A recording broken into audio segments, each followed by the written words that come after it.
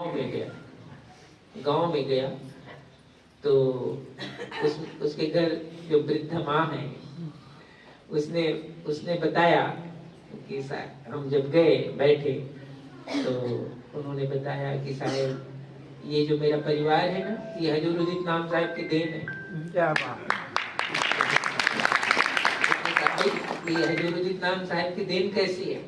तो उन्होंने कहा हजूरुद्दीन नाम साहब घर आए तो घर में कोई बच्चा नहीं दिखाई पड़ा। तो उन्होंने पूछा बाल बच्चे कहाँ हैं? तो बाल बच्चे तो थे ही नहीं, बाल बच्चे थे ही नहीं। तो साहब ने कहा ऐसे कैसे होगा, भक्त के घर भक्ति कैसे आगे बढ़ेगी, जाओ सब हो जाएंगे।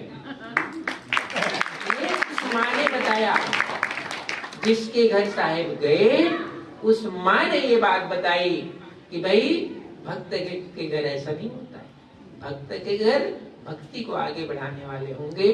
तो उसने कहा कि साहब ये हजूरुद्दीन नाम साहब की देन है, मेरे घर ये संतान है।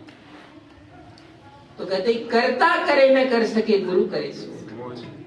गुरु की कृपा जिसके घर हो जाए, जिसके जीवन में हो जाए, उसका जीवन बदल जाए।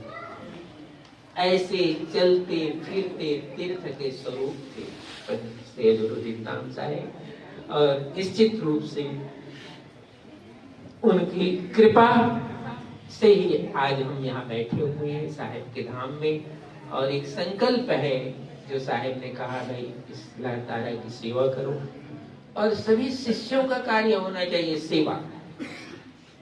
सेवा का कार्य यदि आपके जीवन में है तो तन किस लिए मिला है, भजन। और इसका जो लास्ट अंतिम जिसको कहते हैं रिजल्ट है, तन का मतलब होता है परमार्थ करना, और शरीर में जो मन और बुद्धि चित्त है उसका मतलब होता है अभ्यास करना। सुमरन साधन का जीवन में अभ्यास करना, नहीं तो ये जो पन्ना है तुम्हारा कोरा रह जाएगा। सब पन्ने पे तो आपने कुछ लिख दिया है, हो सकता है कर्म लिखा, पुरुषार्थ क्या लिखा, सब लिख दिया। ये अध्याय काला रह जाएगा। ये अध्याय में कुछ लिखो, तो वो अध्याय है जीवन में स्वाध्याय करना, सुमरन साधन करना, उसको लिखो। ऐसा गुरुजनों ने उपदेश दिया। तो बड़ी श्री हजूरुद्दीन नाम साहब की 28वीं पुण्यतिथि पर आज एक विशेष और भी कार्य है सेवा का। हमारे रामनिवास जी और हरिराम जी जोधपुर से पधारे हैं।